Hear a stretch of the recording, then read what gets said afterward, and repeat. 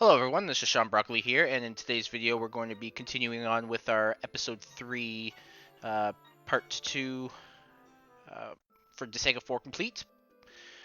So we're going to start off where we left off, obviously.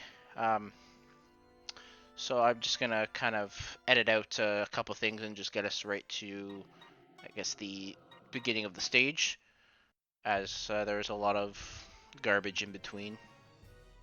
Okay, so this stage is pretty, I guess it's pretty straightforward, but it can be a bit challenging.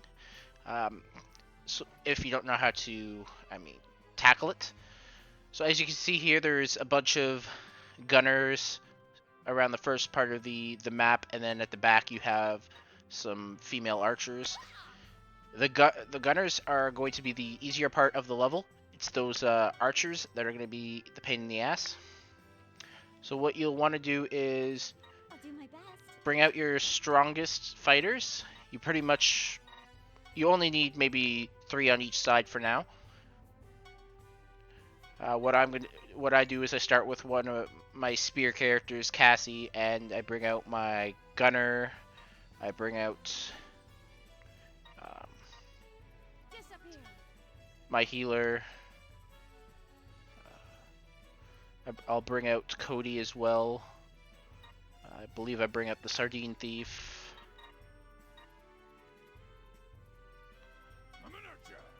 And there should be one other that I can't put my finger on. Well, we'll just wait for the video to catch up, I guess, at that point. So the biggest thing to start off with is, as you can see here, I'm going over the movement of the movement range of the gunner. Now it's not the exact same range as their attack, but in this case, she can't attack past her movement range. And the other great thing is the range of the gunner is basically kind of cross-shaped. So as long as you're not directly in front, behind, or beside, you're good to go. I don't believe any of these gunners actually move off the spot that they're on, so you can kind of move as accordingly, and you don't really have to worry about them readjusting. If you do have to get into the eyesight of one of the gunners, just go ahead and put yourself in the defense position to reduce the amount of damage. So what we're going to do is we're going to slowly pick off these gunners and move up. So obviously we're going to start with these first 2 gunners at the top. The great thing about the right side is you are pretty much free of any line of sight, pretty much. It's those 2 on the barrel, or the one on the barrel, I guess, that has the most sight that can actually hit you. But once you get past where we are now and onto that little tower, none of the gunners other than the one that you're right in front of is going to be able to hit you, and we're going to actually take that one out pretty quickly. So how I tackle this is I kind of tackle on each side 2 gunners at a time and slowly move forward, obviously taking account the attack radius of the gunner, so you don't want to take any unnecessary damage. So right now, I do recommend using a spear character. This will come into play later on. They have a huge advantage for this map than anybody else. So, as you can see, we pretty much we killed one of the gunners. We're gonna attack 2 of the ones on the right, and we're going to finish off the one on the left that we still hadn't done. And then what's going to be left on the left side is going to be the gunner on the barrel and the other gunner on that second tower. The problem with the gunner on the second tower is when you're in range of that gunner, the one archer on the left is going to be able to attack you as well. So you'll definitely want one of your stronger fighters to to be not only a spear wielder, but also to be the one to go after that archer, because they're going to need to absorb a little bit of damage to get near them. You could also kind of look at their attack range as well and see if there's any, or not their attack range, but their mobility, and see if you can maybe spot a little bit of blind spots. I know I'll do that later with the boss archer. We'll just call her the boss archer. Another thing, now that I just see that now, another thing worth bringing up is the red geopanel spots. They actually have a 20% recovery bonus, as well as an attack bonus. So if you attack while you're standing on one, you'll actually attack twice. So that is a great advantage for any ranged characters. Not so much for the melee ones. I mean, if I don't think any circumstance where an enemy is going to be in front of one, so you won't be able to actually attack with a melee character. But here, as you can see, with my messenger, I use fire once, and it ends up being used twice. What I like to do here after I eliminate the first two gunners on the right, I'd like to put my healer up there, just because she has the range attacks, and I believe she can hit that gunner on the barrel from there, and the gunner on the barrel can't hit her. So that's quite the advantage to have right there. Now, unfortunately, as you can see, the battle with the second gunner on, or the second gunner on the left, it's not going so well, and I don't believe it does go well in the end. I think she does end up taking out my messenger. So I'm going to send over my Sardine Thief in the meantime. But unfortunately, I'm not doing enough damage with the fire attacks. And she's going to basically outdamage me and kill it. So at this point on the right, though, I have all my guys pretty much on that tower. I can move towards that other gunner and attack her with ease. Nobody else is going to be able to attack me from there. I don't even think that gunner can attack me from there. The one I'm attacking. Maybe she can. That's hard to tell. She probably can.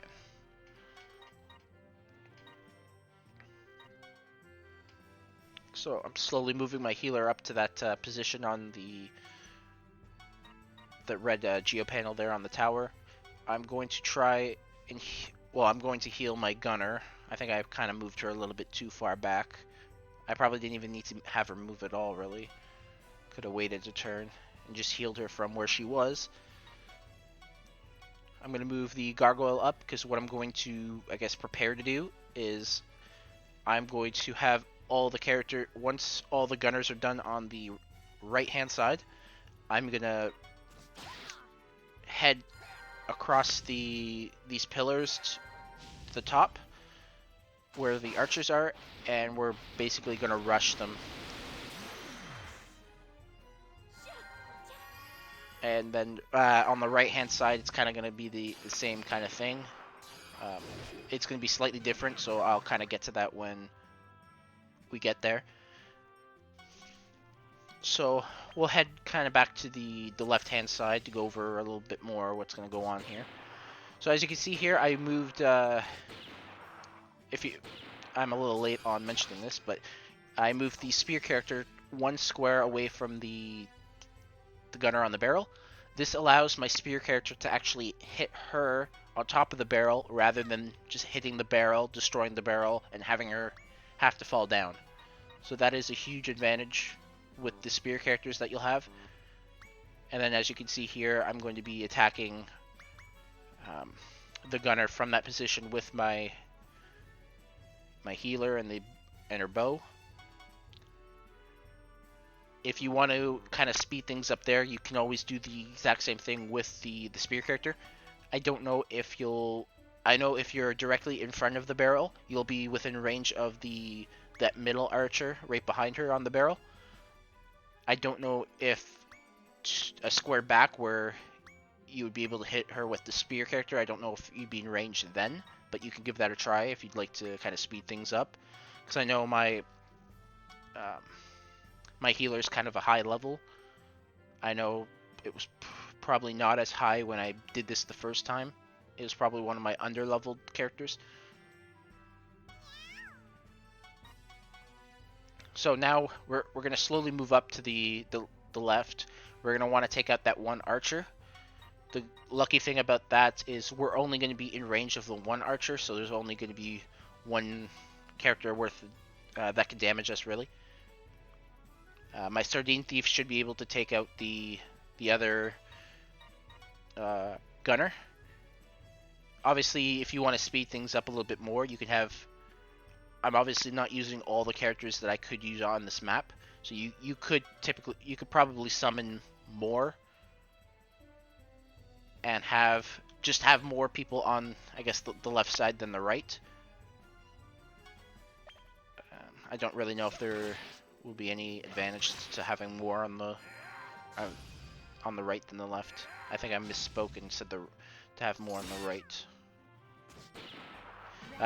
We just want you want a decent amount of guys on the left, anyways, because it's pretty easy to clear out the right side. All right. So as you can see there, my Sardine Thief ended up taking some damage from the archer. Luckily for us, we have that panel. So what we're going to do here, before I get to the panel thing, we'll move one square away again, like before, and we'll be able to attack her on top of the barrel. And then what we're going to do is we're going to take advantage of those red panels and use them to kind of help heal. I'm also going to use my gunner to attack from range, which will be helpful. Might help I don't think I take her out. Maybe I take her out in one turn, or maybe I take her out on a counter hit. Obviously those counter hits are quite useful.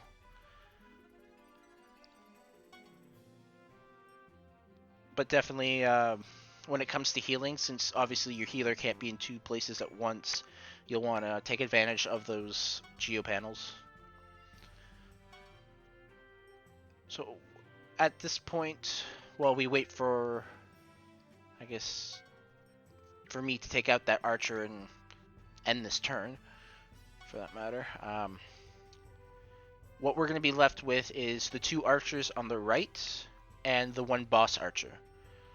Now, the game plan here is going to be, we're going to, as you saw before, there was a skull on one of those pillars, and I attacked it with both those characters on the right.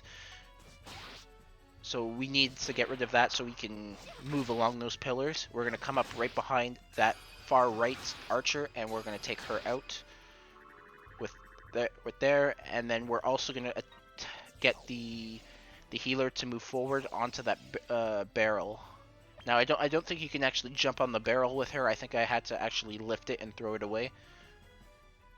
So you could do that, or you can maybe sit back a couple turns just to shoot at the barrel, rather than waste a turn lifting it, potentially taking some damage later on, and then... Because I do know that I kind of had my healer in that position before, and she ended up getting killed in 2 shots. Even on top of the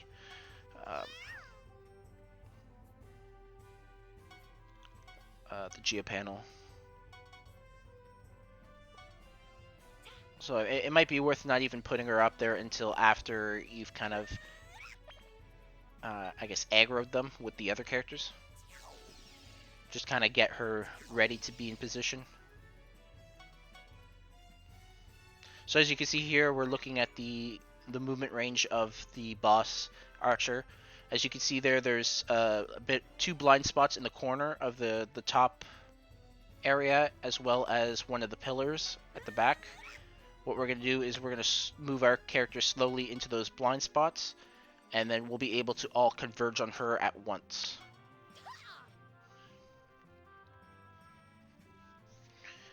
Now, I guess the most ideal thing would be to at least destroy one of the barrels.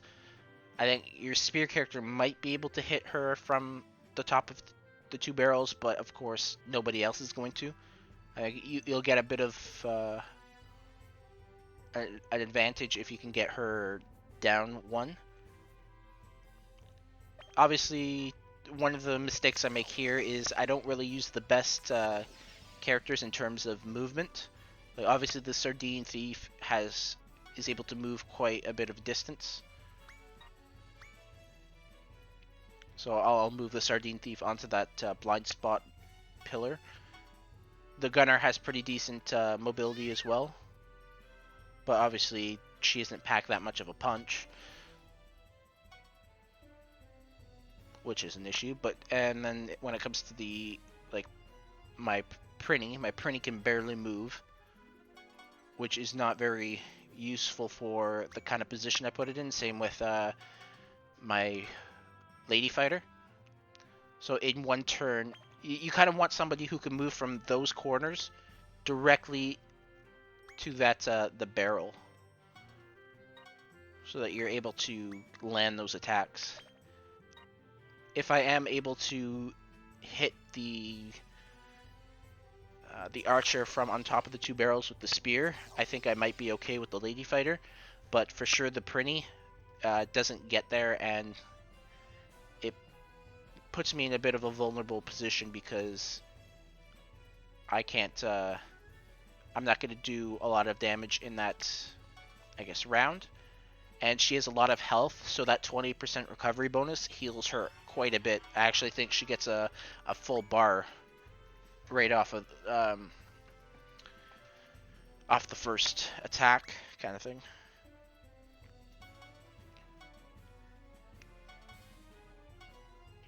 So right now I'm kind of just planning my attack. I don't think much is gonna really happen, or I guess maybe a little bit does happen. Now here, I think my idea was I wanted to Prinny bomb or Prinny barrage the barrel, because I have the range to at least do the special attack with the Prinny. But I don't really know if you're able to change targets, and it was only giving me the ability to attack the archer boss, and there was a height problem, so something I couldn't do. So I got the Sardine Thief down there, and I obviously can't attack her from all the way up there, so I have to attack the barrel. The Gunner I am able to attack with from the archer up all the way up there, so I will do that. And this is where we're going to find out whether or not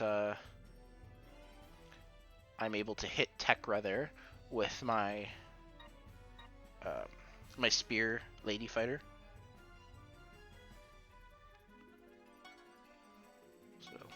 I think I'm only able to get her diagonally. I think I do cancel. Yeah, I cancel it and try to move the Sardine Thief away so I can get her into that spot, but I can only get her to the diagonal position. And yeah, it looks like I'm able to hit her, so I get a little lucky there. But again, like I mentioned, at the end of the day, I'm not going to do that much damage on this turn, and she's just going to fully heal herself with that Geo panel. As I mentioned before, this is probably the part I try to move my healer onto that barrel, and I'm not able to. So I kind of just cancel that out for now. We'll move my gargoyle up to the archer on the right, and we'll attack. Now we'll do the same thing with Cody here. Unfortunately, I don't use the best kind of camera angle. So here's where I will, from where that healer is right now, she's actually in range of that archer, which is not ideal. And I also waste the turn because I could have just lifted the barrel and threw it right there. and it would have saved. Obviously, I'm gonna have to lift and throw it later, so that's one less turn I could have attacked that middle archer there.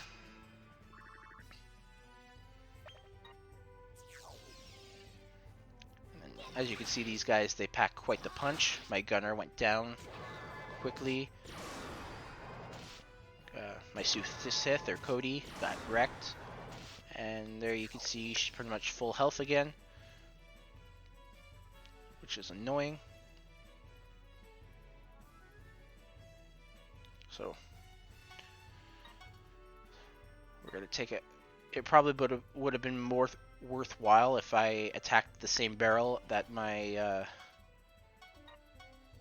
cat thief did, because that way it would have at least taken the barrel out in that turn. I didn't really gain anything because she ended up healing anyways after we did all that damage. So as you can see there, I was originally going to attack the barrel with my Sardine Thief, but then I decided that my Sardine Thief is probably better suited to actually attack the archer, the boss archer. So I switched and had the Prinny attack the barrel, because I'm pretty sure the Prinny can accomplish 25 HP worth of damage. And then that'll drop that archer down. We'll just finish off that archer over on the right. And then, obviously, Cassie could already reach it, but now my Sardine Thief can reach her as well. And we're going to just wreck her on this one turn.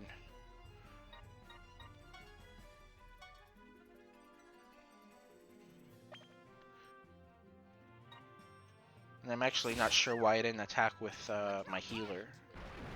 Oh, unless that was the lift turn.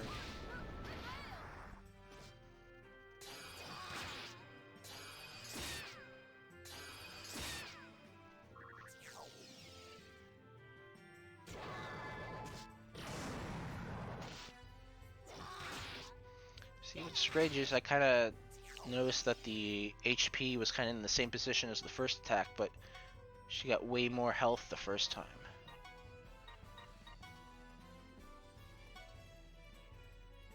Alright. So at this point, it's pretty safe to say that boss archer is not going to survive. The other archer, I'm pretty sure we defeat as well. I'm just going to kind of put stack a bunch of special attacks, which should do significant damage, and she also gets to attack twice, which is a good benefit. Or my healer gets to attack twice. Should probably clarify that.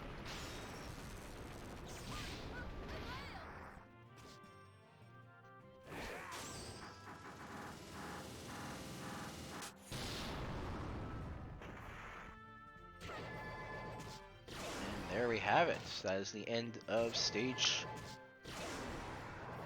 Was it stage 4 or stage 5? I think this might be stage 5. So, just quickly, I'm sure you guys have been doing this throughout the entire time, but take advantage of the infirmary there and heal up. So normally we'd just be able to move on to the next stage, but I think at this point we're going to need the level 10 item to move on to the final stage. So what you'll need to do is you'll need to head to the right, and there'll be a character there that'll take you to the item world. I think it's the gunner, and you'll want to complete 10 levels of the item world. With you could just use the common sword. It doesn't really matter what you use.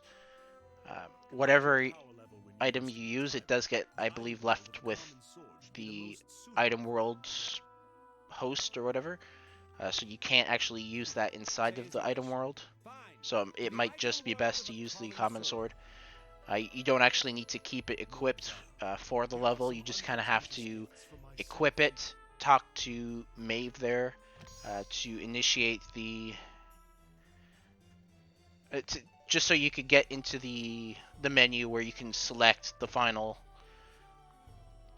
Um, you'll see here where you can select the final stage, and then you can just quit out, switch your weapon back, and then you can go back to the old, your better weapon. Which actually, I kind of think the common sword might have been stronger than what I was using. Oh, maybe not. I think it might have been the first time I went through this. Because I think I had the bat spear at that time. So there's going to be a cutscene coming up. I'll just kind of edit out all the garbage. You don't need to see me messing with my party's equipment. So we'll skip right to the next stage and the cutscenes.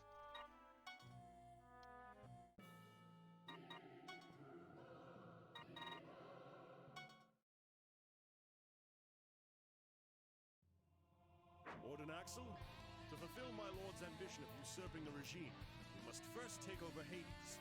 It shall be used as our foothold for further invasions, from our proletariat seat of power to the very executive office of the president. Cease this futile battle now. Upon your surrender, we may or may not grant you a valid position as well. Really? You will? What kind of position? Comic relief? That's perfect. Damn it! You know what? Screw you guys.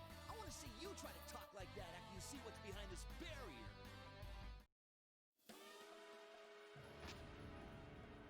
Are you sure about this, Warden? What's gonna happen now? Everything will be fine, young master.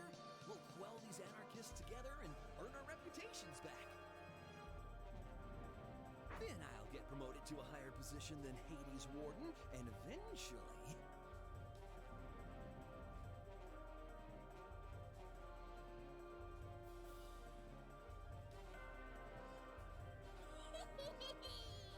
Which one of you fools reopened this basin in Hades? I don't know who you think you are, but I hope you're ready to face and be torn apart by the most devastating and catastrophic abomination of your life. I am the fear. I am the dread. I am the disaster. I am the calamity. And most of all, I am...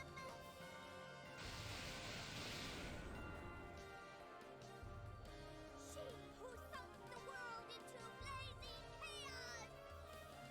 Final weapon, Disgaea!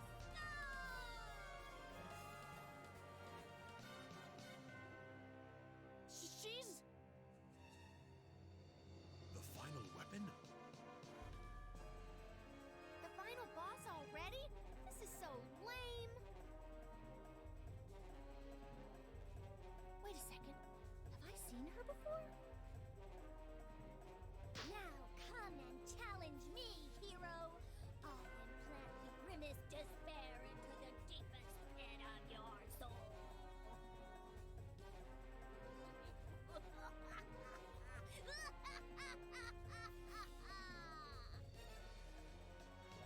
Before we start, let me tell you something. I am not a hero.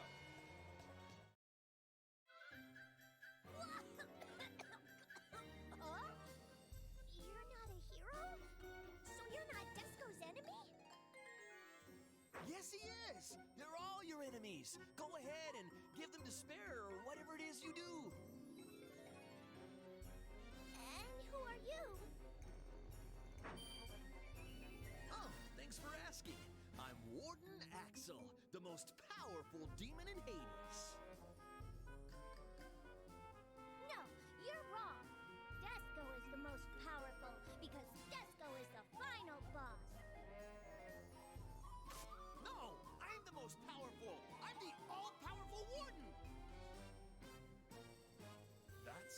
monster that all of the prisoners were so scared of? I don't understand.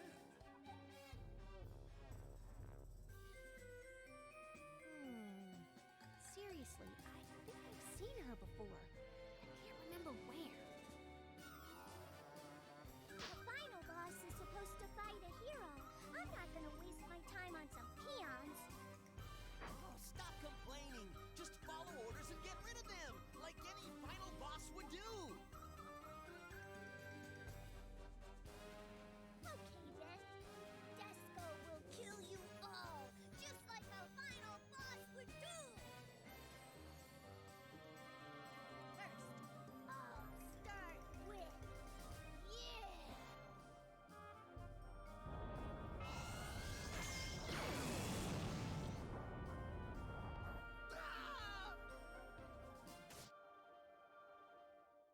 Axel! He died again.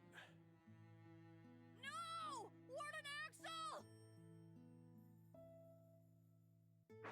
Now I remember. She's the monster who attacked me. What? Are you saying she's the one who killed you and sent you to Hades? I'm not dead! I bet this nightmare was caused by her knocking me unconscious. Oh, it's her! Disco must impress her. Are you ready?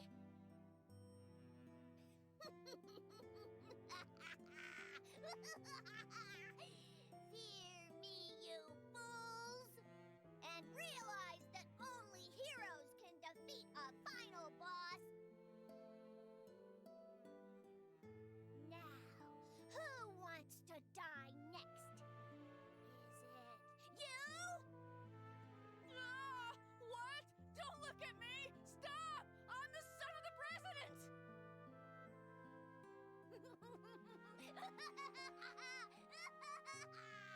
Disappear! Help! Someone help me!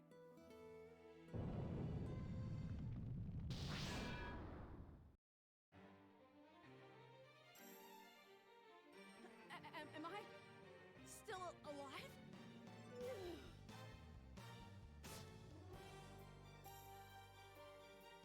You, Disco! If you want to call yourself a final boss, then keep this in mind. A strong defense is fundamental. You must first receive your opponent's attacks in a dignified manner. Really?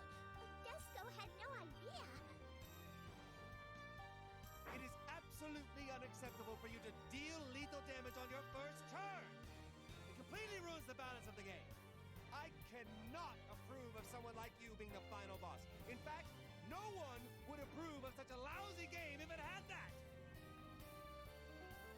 As expected of my lord. That must be the most biased opinion I've ever heard. But a final boss must annihilate every single living creature. That's what it said in the textbook that Disco's daddy gave her. Such a lie! I've never heard of any textbooks like that before. It's not a lie! Disco is a final boss! I'll kill you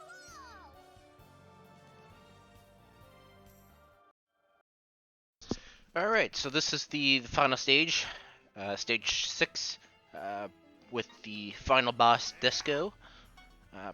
So the strategy here is pretty straightforward. The geo panels on the floor are all red, which mean you can't use any ranged moves. Unfortunately, I don't really see any sort of way around that. There's some geo panels at the end of the level, but nothing, I guess, at the start. So what you pretty much have to do is just bring out your crew. Obviously, you'll probably want more melee fighters rather than ranged fighters, since you can't really use ranged. And yeah, as you can see, there's only a couple blocks there, and it's all the way at the back. If you do notice, there's a timer there on the blue geo block.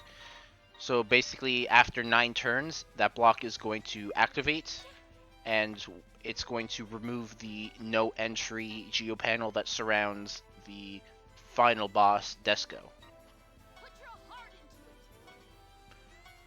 So your strategy here is going to be pretty simple.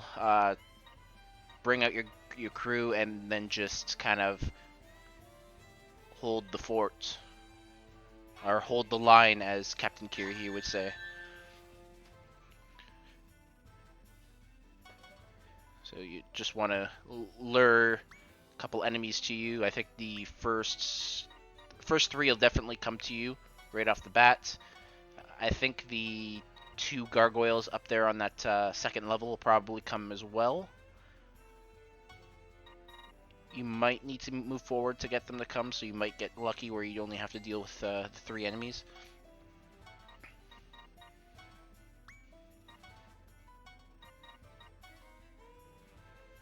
As you can see here, I've pretty much got everybody that I want out, and I'm going to just use defend and just wait for the enemies to come towards me. Now, just because it says no ranged doesn't mean that ranged doesn't work at all. You can still kind of use ranged attacks, but your character has to be in front of the other character that's actually going to be they basically have to be touching you, kind of. Like, if I wanted to, as you can see, I have Firefly out, my healer. If I wanted to heal somebody with her, they have to be in the square, a square in front of them. So if you wanted to use like a mage, you have to, in order to use the magic attack, you would have to be 1 square in front of the, or adjacent to the enemy, I guess, would be the best way to explain it.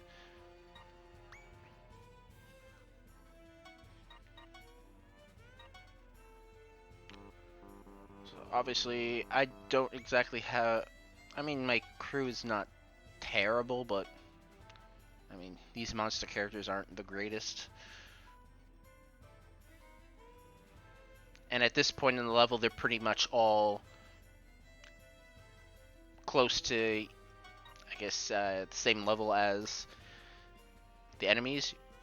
Obviously, some of them are a little bit above, but you're always going to have a character that's going to be overpowered. Like Velvatorez, he's probably, in my experience, he was always a higher level than the enemies. He was always the, I guess, the go-to slayer for me. Him and Fenric.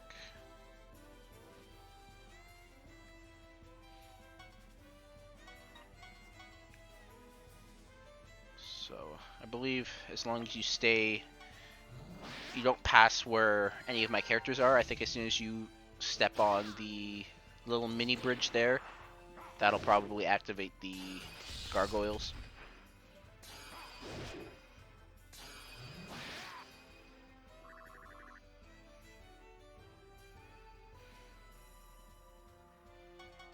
As you can see, I probably didn't do the most efficient setup. Not setup, but like, as you can see, I didn't really attack with everybody, and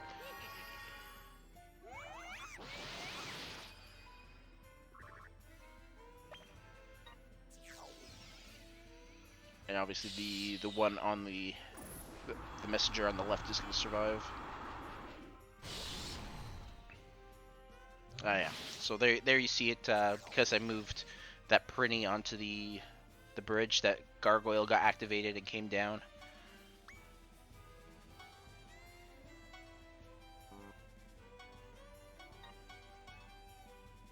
So if I remember correctly, I believe that messenger is going to give us a bit of a problem because I'm going to neglect it. I'm not going to give it the full attention that I should. I guess it doesn't help that it put my messenger to sleep either.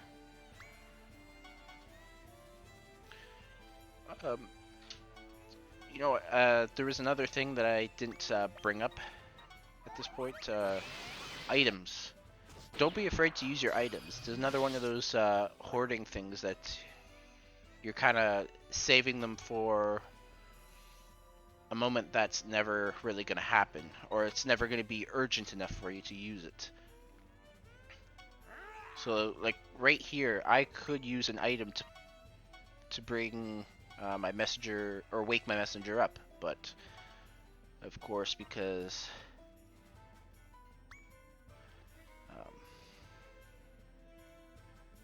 I have that sort of mentality where I could need it later, I don't use it, and it's never going to be that time where I need to use it. Because the items aren't really that important. They're just something that can make, I guess, your life a little bit easier at times.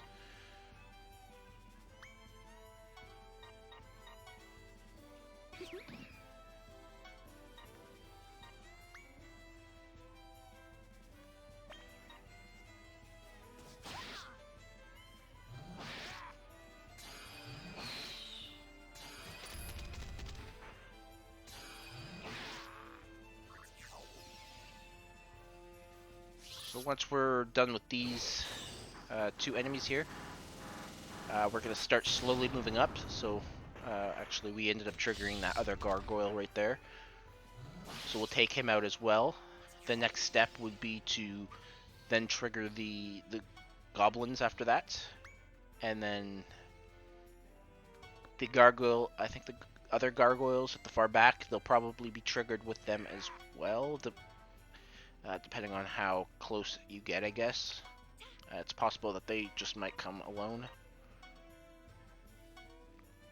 Obviously, if you're using Velvetoris and Fenric, you'll probably do a lot more damage than some of these guys are doing, probably.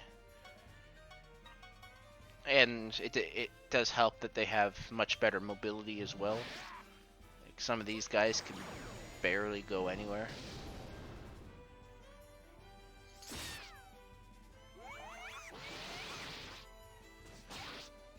Also, don't be afraid to learn your each of your character's skills. Because there's a lot of times where maybe you don't have the mobility to get up to someone, and you can actually still reach them with one of the skills, and you could still do damage on that turn rather than just defending and having to absorb damage because you couldn't attack someone. Like with the lady fighter Cassie, I know she has a shock, I want to say shock trigger or something like that. It has a pretty good range on it, so even if I'm not in front of the opponent, I could technically use that move on another level that doesn't have the no range panel, of course.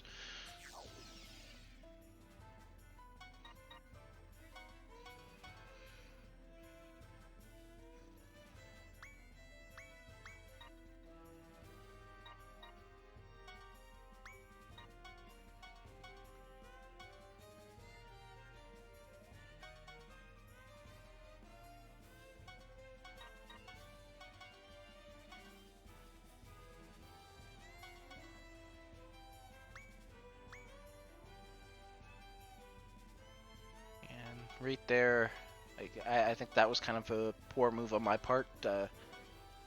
Oh, actually, no, never mind. Because it looks like I'm still having trouble with that messenger. I don't know how it's still alive, but anyway. So now at this point, we're just taking out the goblins. Unfortunately, I don't have a lot of my characters in good positions, so obviously my Sardine Thief is all alone against that one goblin, which shouldn't be a huge issue. I know the Sardine Thief gets a lot of counter hits, so it might be able to just hit it on its own.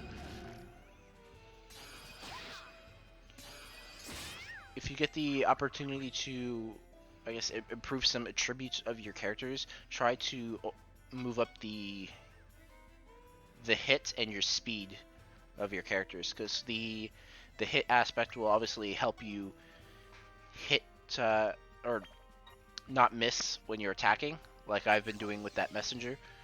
And then the speed attribute will help you. It'll help you avoid getting hit. So basically, that messenger has a high speed attribute, which is why I'm having trouble hitting it with some characters.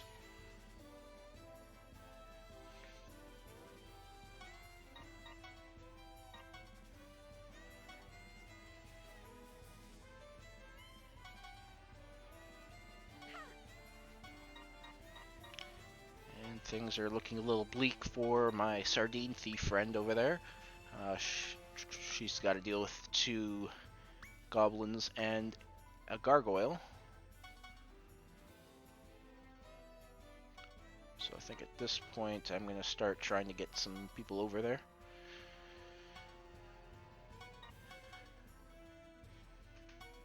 Get Pengu over to help. And then Cody. Sardine Thief will take care of the other goblin. Cassie will go with the gargoyle. Shock Fixer, that was the attack. So obviously on this map, like you're going to see right now, I have to be adjacent to that character in order to use that range move.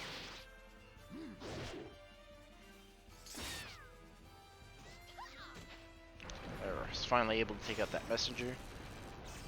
I'm sure you'll probably have a lot better or easier time with that messenger than I am, or I did, because I think it just has to do with the specific characters that I'm using, as opposed to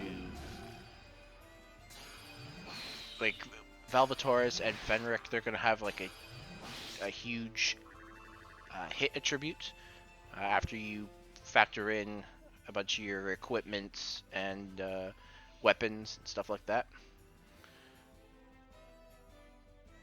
So they'll probably dispatch the messengers pretty quickly.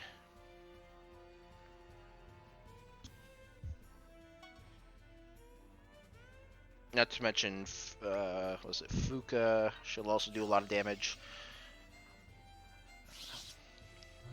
Narcissus does a lot of damage as well.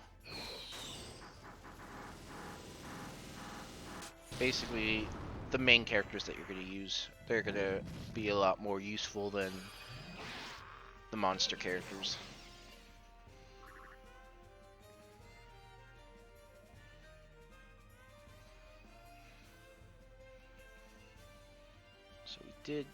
So my gargoyle barely survived there.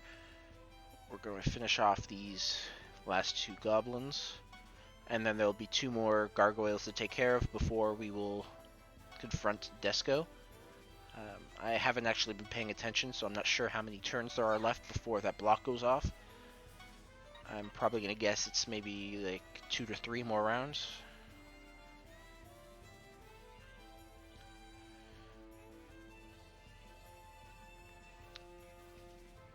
So there is one trick that I can, I guess, give you a heads up on. In situations like this where you don't have the range, if you're trying to heal a bunch of people at once, you can actually heal 2 at once if you have the heal skill leveled up 1. It'll give you the 2 diagonal blocks. So if you actually put 2 characters, 1 in front and 1 beside, and then where they're diagonal from each other, kind of. I don't know if you'll see me do this in this video or not, but basically, if both characters are adjacent to the healer and also diagonal from each other, you can use that healing move on both of them.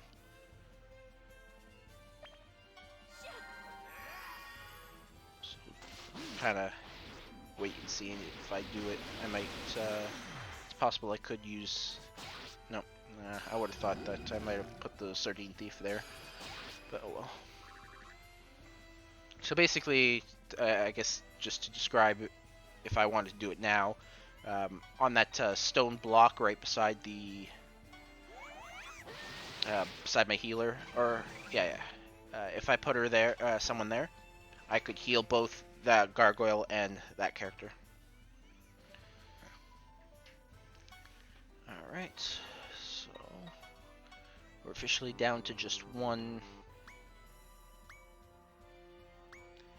Another trick that you can use too, I don't know if I mentioned it in previous videos, but if you have a character that needs to be healed and hasn't attacked yet, you could always move towards the healer if it'll get you within range.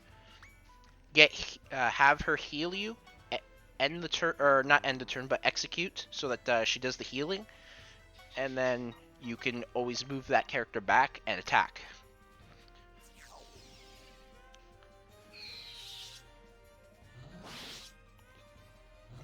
So you can kind of exploit that to your advantage. Alright, so now we've got the last two gargoyles activated. We're gonna kind of take them out. I mean, nothing that you can't figure out already that I was gonna do. As far as post gargoyles goes, at that point we're just going to kind of take care of the crew. We're gonna get everybody lined up and healed, and then once they're all healed, we'll head towards Disgaea. And at this point, by the time you head towards Disgaea, it might be too late for the no entry block, so you'll want to kind of you want to be quick about it. You want to get that red no ranged geoblock, and you want to toss it onto the blue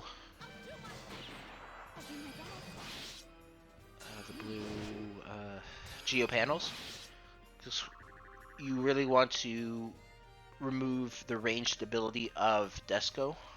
She's got a really powerful skill move. I mean, obviously, like I mentioned before, you can still use the ranged moves when they're adjacent to the character, but I actually don't know specifically. I guess it's going to depend on how the range of the attack, I guess, whether it's going to work like that or not, but you do want to prevent her from doing that, because she's going to move away from your characters, use that move, it'll do large amounts of damage, and then you'll have to kind of get caught up. And if you have some characters that don't have the mobility, it can make things a bit difficult on you. But Disgaea is fairly easy to take out if you can get a bunch of characters around her. You could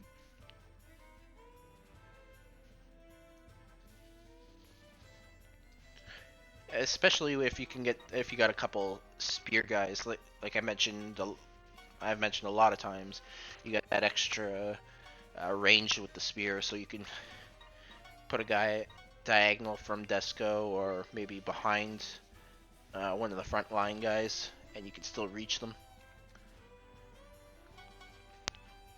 So I really don't know if it's even worth having any non-spear spear wielding characters. It just seems like they have a huge advantage over everyone else with that range,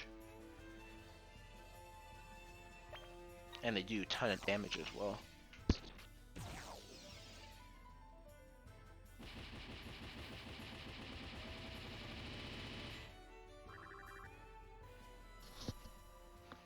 Alright, so I guess at this point I've taken out all the gargoyles, and as you can see, I was too slow, so that block went. So now Disgaea is free. She's been unleashed basically. So what I'm going to do at this point is I'm going to slowly move my guys up. I think I put them right on the edge there of the top layer. And if I haven't, I think I've done so already. Yeah, I've healed everybody. So we're going to slowly just move forward. I'm going to use the gunner to try and grab the geoblock.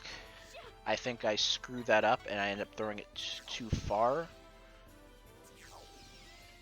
We'll actually have to wait and see what I do here. It was a couple days ago, so I don't remember. I got the memory of a goldfish. Alright.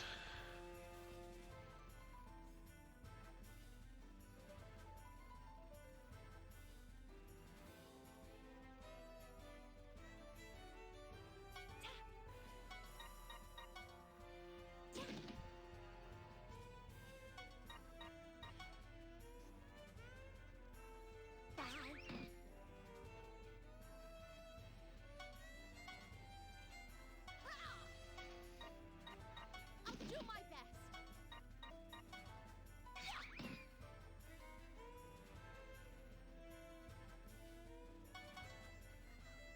Here I come!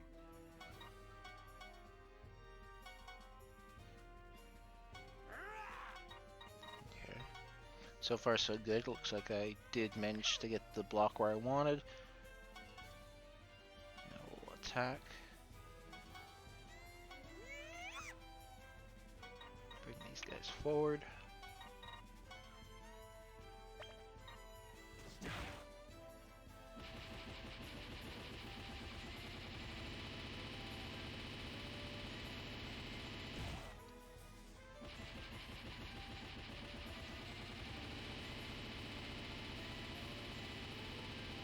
Oh yes, I recall. That stupid geoblock at the back. It prevented me from actually doing that, and it just changed everything.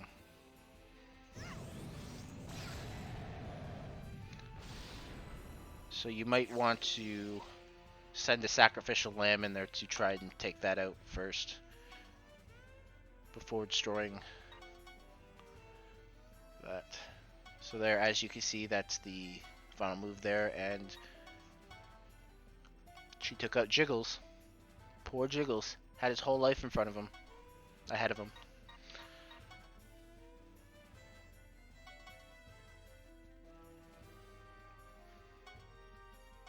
So at this point, we just surround Desco, and we let her have it.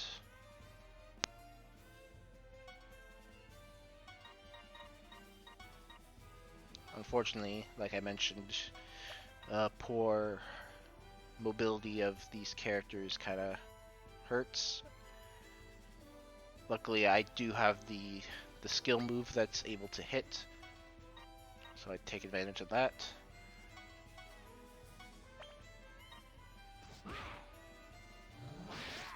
And then I don't believe I mean, I could use a move with my healer as well.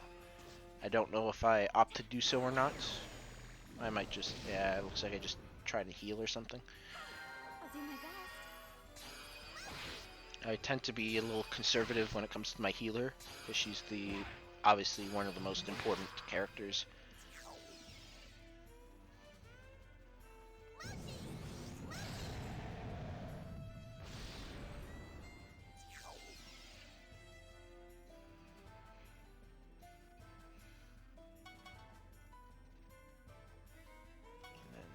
She goes.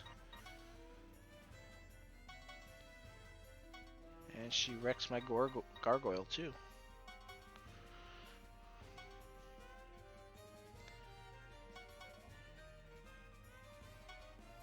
It's all Pengu's fault. He was more useful.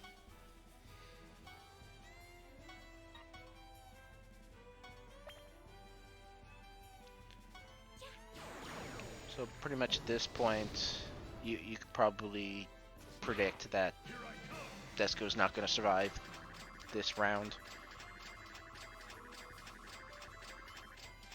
That's all there is for episode 3.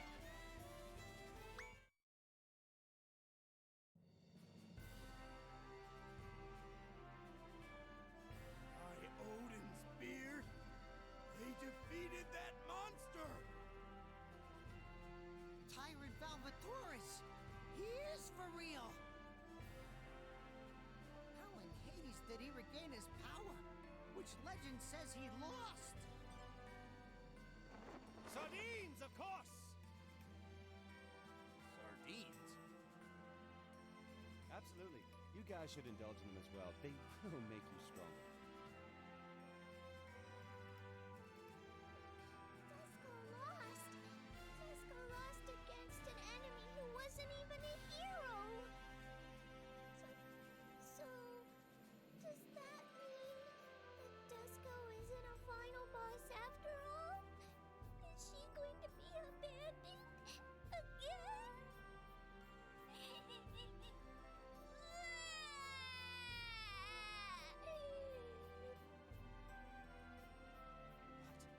Did you say abandoned?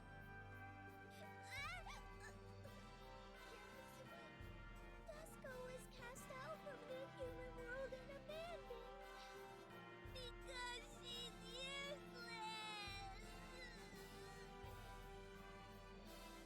The human world? You mentioned something earlier about being the final weapon. Were you, by any chance, created by a human? Yes, Disco's daddy is a human. Created by a human? I mean, that's absolutely absurd! Humans have created not just a normal demon, but a final boss, the highest of all demon ranks? What could they possibly be plotting? Why don't they just keep focusing on sardine research? And what is the Corruptorman doing, allowing the humans to pursue such madness? What is the president thinking? Judging by this blockhead here, I assume the Corruptorman isn't thinking at all.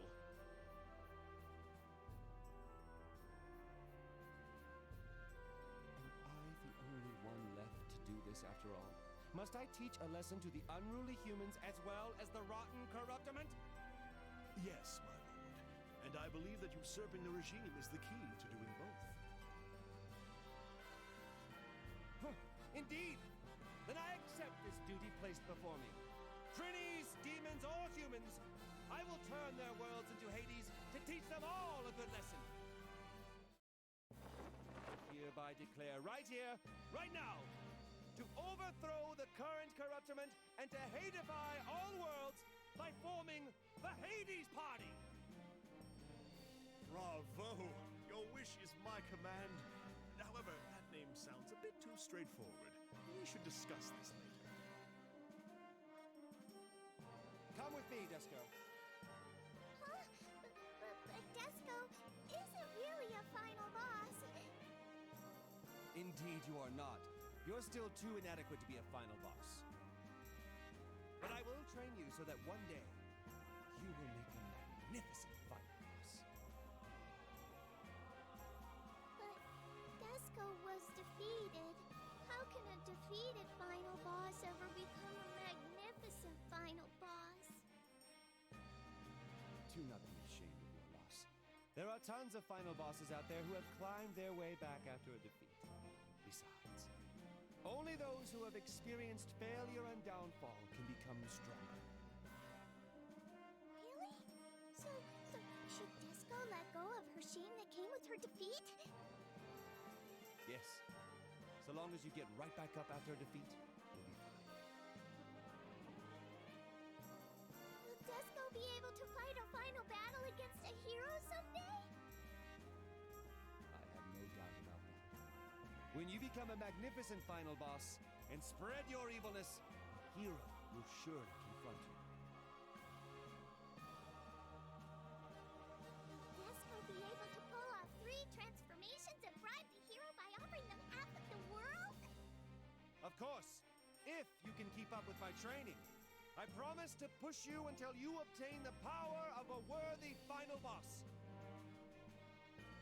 So, Disco, come with me. Okay! Disco promises to follow you until she is ready to become a magnificent final boss. My lord, there goes another one of your promises.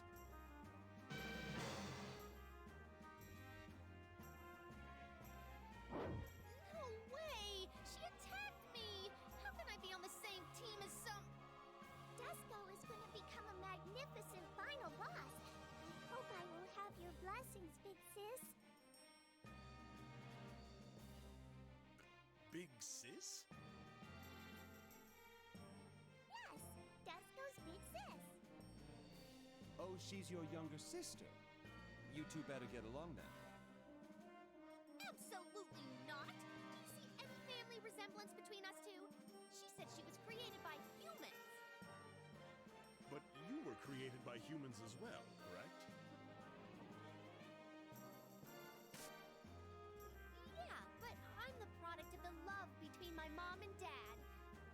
And how dare you make me say that? Guys, they even scouted the final boss into being their teammate. I'm starting to think this regime usurpation thing could actually happen. Let's go, everyone. We're going to turn the worlds into Hades. The battle, which ended with Valvatorez's victory, soon triggers the birth of a new political force that will threaten the entire Netherworld. In the future, people will look back at this battle as the rise of the tyrant. But at this point, this is only the beginning of when the world started heading towards corruption.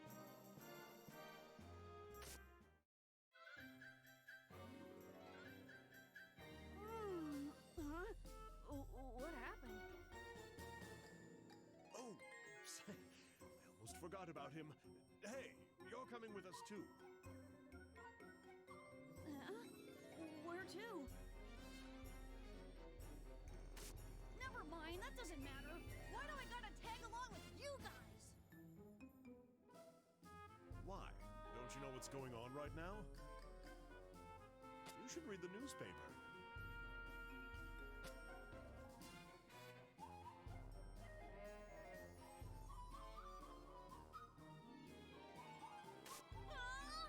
Oh, what the hell is this?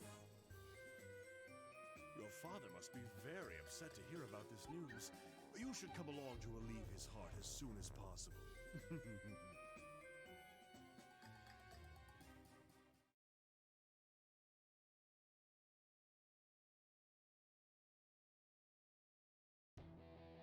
We caught wind of some shocking news after we quelled the brutal criminals of Hades. I can't believe they announced that I died. Sardines are not Clupini. They are Clupiformis lupiodi, to be specific. Who cares? Although Japanese sardines and round herrings are Clupini, and Japanese anchovies belong to the Angraladigan. The hell? Next time, episode 4, Hades Hayseera Army. You don't trust sardines. Make sure you eat their guts too. Desco will be showing up. All right, and that does it for this video. So I'd like to thank everybody for watching. Stay tuned, and I'll have episode 4 out shortly. This is Sean Broccoli. See you guys next time.